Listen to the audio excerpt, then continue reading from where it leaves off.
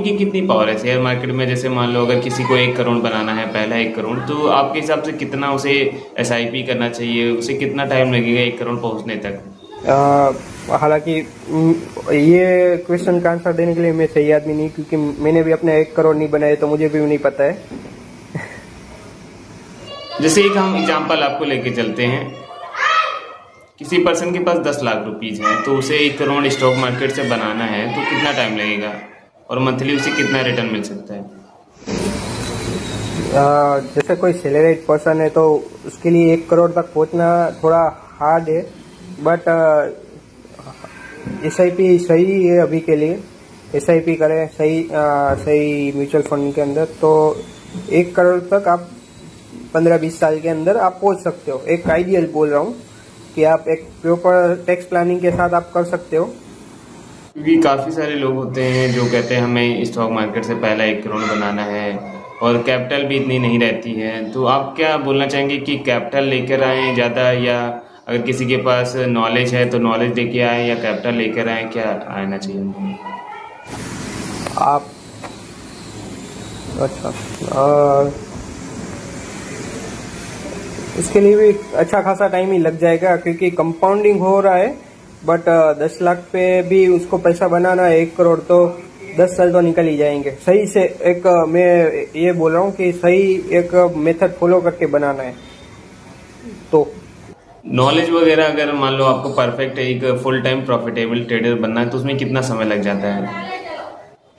जैसे यहाँ पे एक चीज़ें होती है कि हम मार्जिन पे भी वर्क करते हैं। बहुत सारी टर्म्स होती है जहाँ पे 10 लाख आप एक पे करोगे और उसके अगेंस्ट आपको मार्जिन मिलता है, तो वो चीज़ें कर सकते हैं। एडवाइजेबल जरा भी नहीं है, कि एडवाइजेबल हो ही नहीं सकते। बट 1 करोड़ बनाना 10 लाख के साथ थोड़ा टफ है। आप सही माइंडसेट के साथ काम करोगे तो आपको 1-1.5 साल के आसपास आप एक स्ट्रेटेजी सीख सकते हो। मैं एक स्ट्रेटेजी बोल रहा हूँ, आपको अलग अलग स्ट्रेटेजी सीखने के लिए 2-2.5 साल लग जाएंगे आराम से। आपको अभी कितना समय हो गया है शेयर मार्केट में? मैं ऑप्शन स्ट्रेटेजिस्ट में बोलूँ तो मुझे 3 साल का एक्सपीरियंस है। 3 साल का एक्सपीरियंस हो चुका है। यहाँ पे मैंने अभी सिर्फ 3 ही स्ट्रेटेजी सीखी है, जहाँ पे 3 स्ट्रेटेजी मतलब कौन से मार्केट सिनेरियो में कौन सा एडजस्टमेंट करेंगे, तो 3 स्ट्रेटेजी सीखने में 3 साल हो जाता है। पीएनएल के बारे में जैसे आप अपना कुछ शेयर करना चाहते हैं, आप कितने मंथ से अभी लगातार प्रॉफिटेबल हैं? ऑप्शन स्ट्रेटेजीज में ज़्यादातर लॉस नहीं आता है। हम या तो फिर प्रॉफिटेबल निकलते हैं 2% के आसपास, जो बहुत ही कम है बट कंसिस्टेंट है, और कुछ महीने खराब रहेंगे तो हम न्यूट्रल निकलेंगे, बट लॉस करके निकलना नहीं होता है। ओवरऑल अभी आप प्रॉफिट में हैं, अब ऑप्शन सेलिंग पे ज़्यादा फोकस है। ऑप्शन स्ट्रेटेजीज करते हैं ना सर, वो ज़्यादातर प्रॉफिट में ही रहते हैं, क्योंकि उनके पास एडजस्टमेंट्स होते हैं, वो लॉस नहीं ले रहे हैं। हम लॉस बुक करके नहीं निकलेंगे कभी भी। ऑप्शन बाइंग और सेलिंग में क्या है? जैसे ऑप्शन बाइंग में कई सारे ट्रेडर हैं जो अभी तो नए बहुत सारे लोग आए हैं कोरोना के बाद, तो वो 10,000 रुपये लेके आते हैं और सोचते हैं पर डे का हम 1,000 बनाएं, 2,000 बनाएं, और ऑप्शन सेलिंग वाले 10 लाख 20 लाख की कैपिटल लेके आते हैं और 1% निकालते हैं महीने का। तो क्या इस पर क्या डिफरेंस है? ऑप्शन सेलिंग प्रॉफिटेबल है या ऑप्शन बाइंग प्रॉफिटेबल है? तो देखिए, ऑप्शंस बाइंग होती है ना, वो कभी कभार पैसा देगी नहीं देगी, वो प्योरली आपका लक मुझे लगता है होगा, ऐसा ज़रूरी नहीं है, क्योंकि सबकी थॉट प्रोसेस अलग होती है। और उसमें क्या होता है कि आप छोटी कैपिटल के साथ हर कोई पैसा बनाने लगता है, तो सेबी का कोई डेटा आप देखोगे, सेबी का डेटा क्या आता है कि इतने करोड़ का अभी भी रिलीज हुआ, 1 लाख करोड़ के ऊपर ऑप्शन ट्रेडर्स ने लॉस किया। पैसा गया कहाँ? 1 लाख करोड़ तो हेज फंड वालों ने बनाया।